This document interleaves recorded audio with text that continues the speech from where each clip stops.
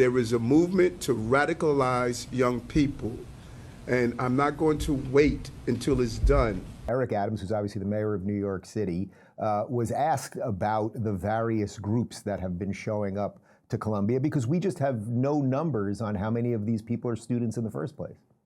I saw similar indicators from the Black Lives Matters march when it was brought to my attention that there were those who came to the city to disrupt our city, and she was able, through her team, was able to conduct an investigation, and what I feared was actually materialized and actualized by those who were on the ground. And I know that there are those who are attempting to say, well, the majority of people may have been students. You don't have to be the majority to influence and co-op an operation. That is what this is about. And so if we want to play the word police, you could do so.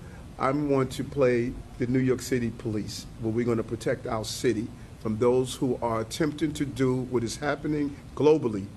There is a movement to radicalize young people, and I'm not going to wait until it's done and all of a sudden acknowledge the existence of it. This is a global problem that young people are being influenced by those who are professionals at radicalizing our children, and I'm not going to allow that to happen as the mayor of the city of New York. So the men and women of the New York City Police Department, you should be proud of yourself.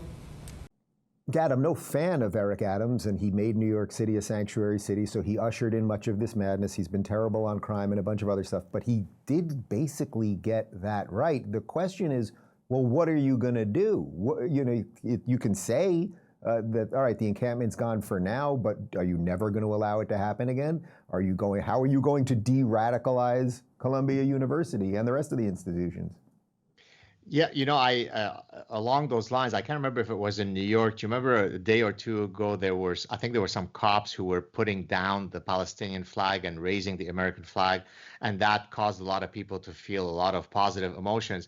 Well, I actually took it the exact opposite way. The fact that we are today in a zeitgeist where raising the American flag on Americans, I mean, this is not Iwo Jima, right? This is not World War II, right? So the fact that people are celebrating that we are taking down the Palestinian flag speaks quite clearly to how weak and castrated Western leaders are. So notwithstanding what Eric Adams said here, which is a good thing, there needs to be that kind of reaction persistently over the long run if we are to autocorrect. Otherwise, I guarantee you it will be a slow demise into the abyss of infinite lunacy.